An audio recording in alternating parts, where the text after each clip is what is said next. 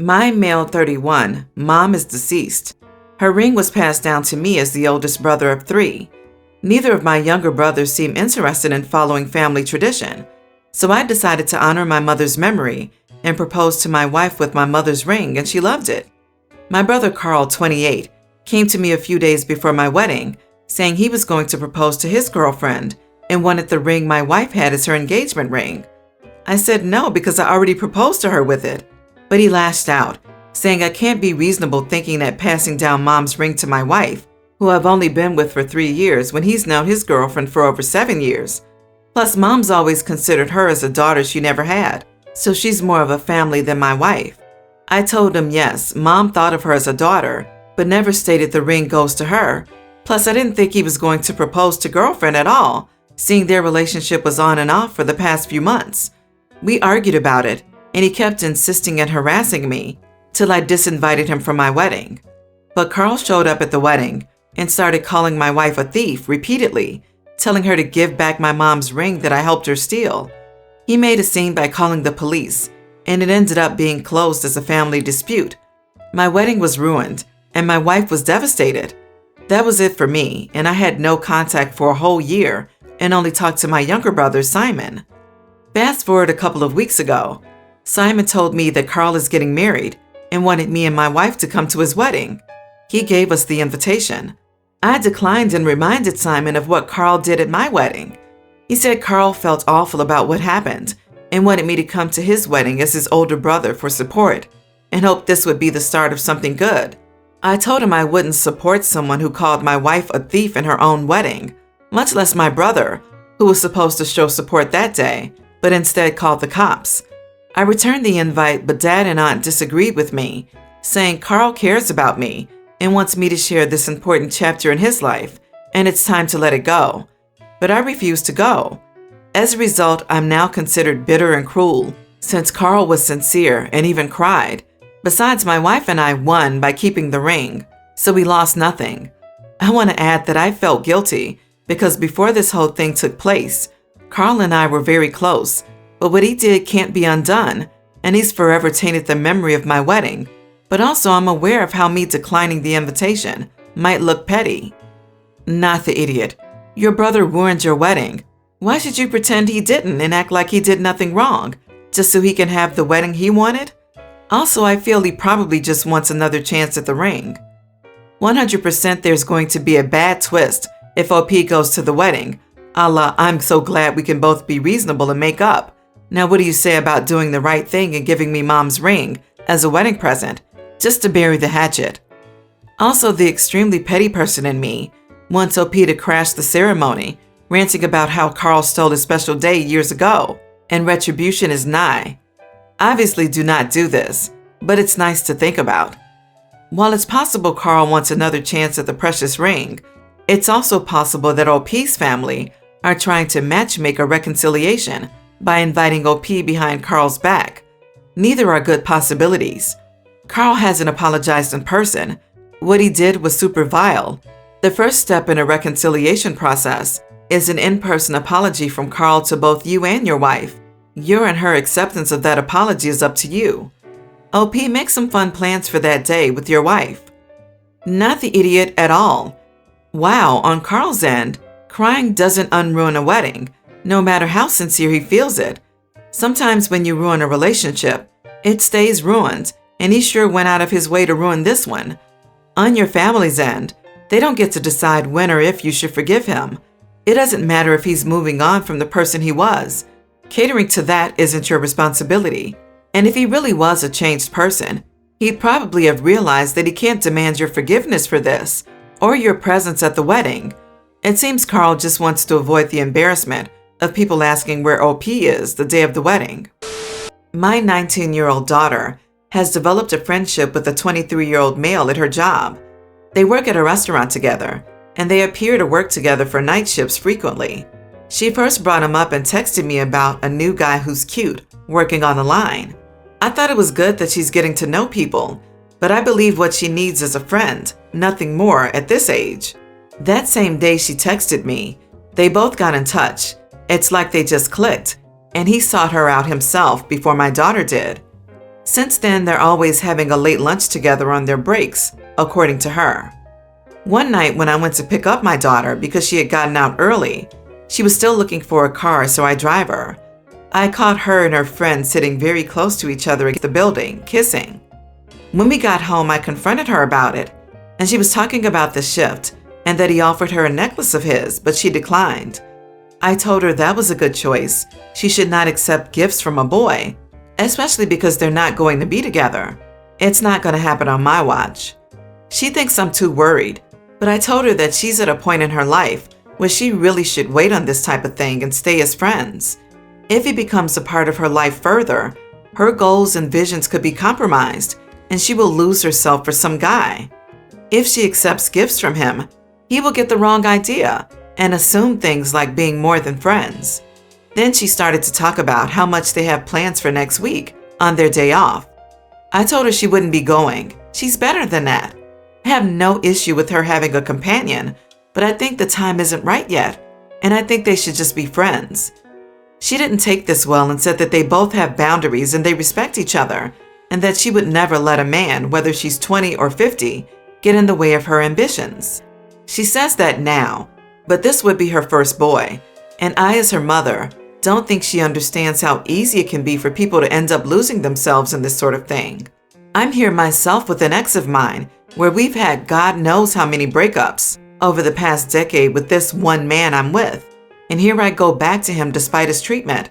I don't want her doing the same thing because she's better than that. She has the I pay the rent and bills, I can look after myself mentality, when the truth is, she is a young girl with a whole future ahead. You are the idiot. She's 19 and an adult. You shouldn't be trying to stop her from getting into a relationship if she wants one. She'll either end up with him or learn from her mistakes. Trying to stop her is just going to make her meet up with him in secret. Well, the way you're handling this sure isn't helping. You're treating this like it's 1812, and she's stuck for life with the first guy who sees her ankles. You're taking away her agency in a misguided effort to protect her, when you need to be empowering her to make her own choices, to know herself and what she wants, and that she's strong enough to make it in this world, whether she has a partner or not. You're so worried about her getting distracted or stuck that you can't see that you're creating the very thing you're afraid of. You are the idiot. She can date. You are the idiot. She's a grown adult. If the guy's not a criminal, why don't you mind your own business? On a serious note, she'll be all right if you raised her right. You don't want to be the controlling parent that she wants nothing to do with. The world is full of people like her, going no contact with possessive parents. Start trusting her more if you want her to stick around. We currently live with my husband's mom, and she does a lot for us. I truly appreciate that because we've gotten ourselves into a financial rut. Mother-in-law is a hardcore perfectionist who always has to be the best at everything, to the point it is entirely toxic. She was taught growing up to never eat if someone else isn't, and as a teen, that spiraled into never being the only woman eating. It was ingrained in her by her very overweight mother, never to let anyone think she was a pig. Not surprisingly, mother-in-law and her sister both have serious issues with food. This is insane, obviously, but she is also an ER doctor who doesn't work normal hours, making it even worse. We are someplace that is probably in the third or fourth wave, so she's been working crazy hours. The other day she took us after work to do some errands. We don't have a car at the moment, but she said it was fine because she needed groceries. The grocery store sold food you can eat there, and she asked if we wanted any. I had just eaten, so I said no, but she should eat since she just got off work. She insisted she wasn't hungry and was thinking about us. By the end of the shopping, she seemed to be shaking and asked again if we wanted anything. My husband said he'd eat something just because he felt bad for her. I wasn't hungry and said no. She ended up leaving without eating. Then we went home and she fainted. I don't know if it was just from not eating. She has been working like 20-hour shifts pretty routinely. Now her boyfriend is angry at me and says I should have eaten something so she would. I said she's a grown woman and I don't feel responsible. But he said I know who she is, called me an ungrateful bitch, and said it's my fault she fainted. Not the idiot. You can't be held responsible for another person's disordered eating, and you mustn't ever let anyone else's disordered eating affect your own healthy and orderly relationship with food. Your mother-in-law is an adult, and so she's responsible for taking care of her health. Your mother-in-law is an adult, and so she is responsible for taking care of her own health. I find this statement ironic, considering OP is an adult living with the mother-in-law because she and her adult husband were incapable of handling their adult bills. Everyone's the idiot here. You have no obligation, but knowing that she has an eating disorder, it would have been a kindness to eat. Surely you could have gotten something small and nibbled on it. It was a grocery store. You could have purchased a small portion of grapes and just eaten a couple. You said you live with her and she does a lot for you. Why not support her in return? Added to that, we all need to be supportive of healthcare workers in this stressful time. It's not kind to enable disordered eating. It's the easy thing to do in the moment for people who don't want to do the uncomfortable work of setting appropriate boundaries and speaking honestly about problems. OP is not the idiot. Mother-in-law's boyfriend, your husband, her friends, etc. Anyone could get mad at you, and yet it wouldn't reflect poorly on you. If she fainted, it wasn't because you chose not to eat, but because of what her sick mother engraved in both of her daughters' minds. It'd be nice if everyone took this as a chance to persist on getting therapy and not to enable her even more. By the way, you can also get sick by overeating, so their logic is that she shouldn't get sick, but you should so that she doesn't? What a brain teaser. I came across this while on my quest to find answers as to why my oldest daughter behaves this way and feels the need to hurt her mother so deeply. My daughter and I have always had a complicated relationship ever since she was a child. She was often strong-willed, overly confident, and was frequently in trouble with her teachers for being too social during class. We often had to teach her manners and reinforce good behavior while making sure she didn't grow up to be too arrogant. She has always suffered with mental health issues and has convinced herself of things that never actually happened.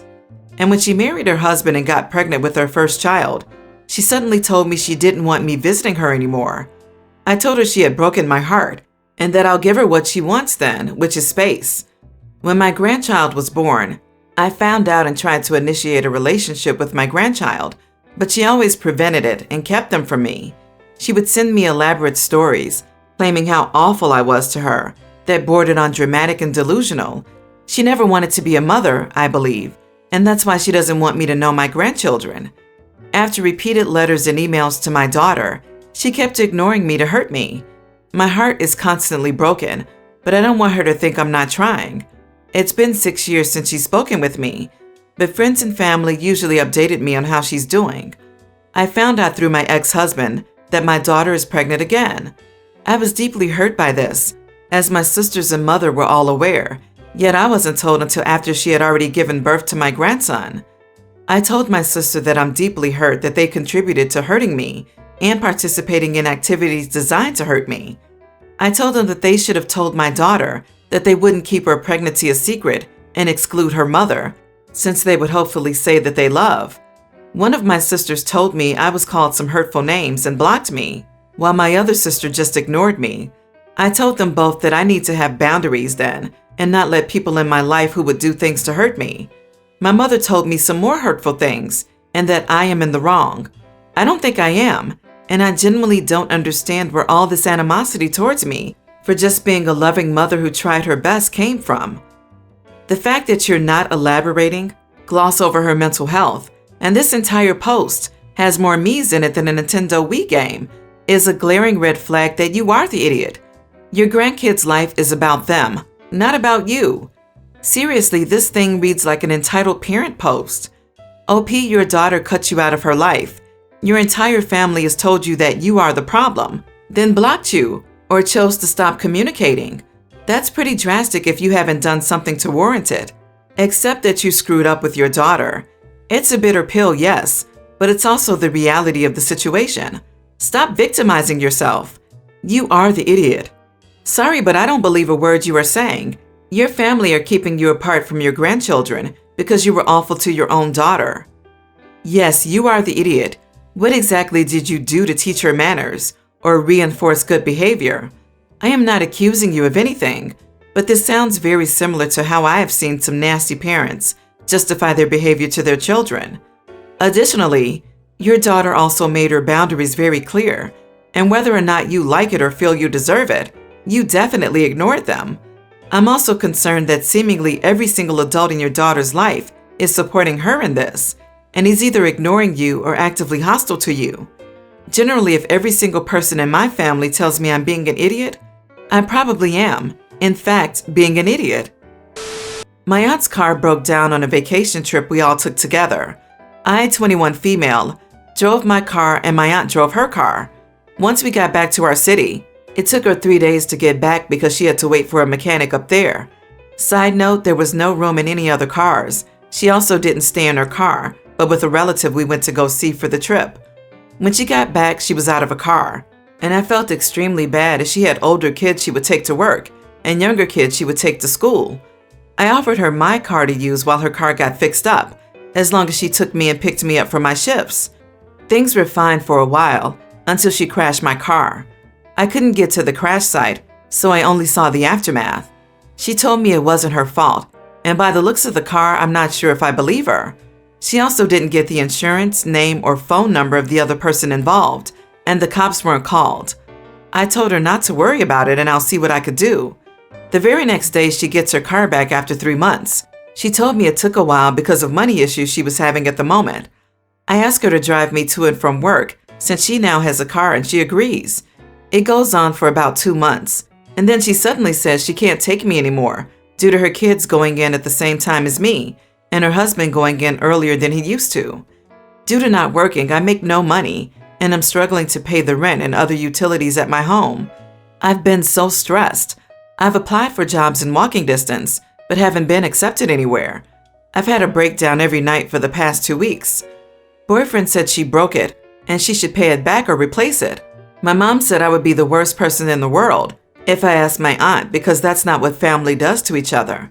So, am I the idiot for asking my aunt to buy me a car or pay me the money I spent to buy it? You are the idiot. When someone lends you something, you owe to that person to return that something in the same or better condition. Period. Doesn't matter if the crash was his fault or no. The moment you take care of someone else's car, you are responsible for whatever happened to the car. OPSA, you are the idiot because you allowed your aunt to walk all over you. I can see helping someone with rides for a few days or a week or two, but you essentially gave your aunt your car for 3 months. It is quite a coincidence. She was suddenly able to get her car out of the hock the moment yours was no longer available. My guess is she had the money all along, but didn't want to spend it until she had to. The circumstances of the accident also sound suspicious. Are you sure she wasn't drinking? Why else would she not get the other driver's info or call the police? How else did she think you were going to recover damages? She should be responsible for repairing or replacing your car. Your mom sucks because while she can't be bothered to pay your bills or drive you to work, she is pressuring you to let bygones be bygones and let your aunt off the hook because family? Family isn't paying your bills or giving you rides, so family needs to stay out of it while your backbone regenerates.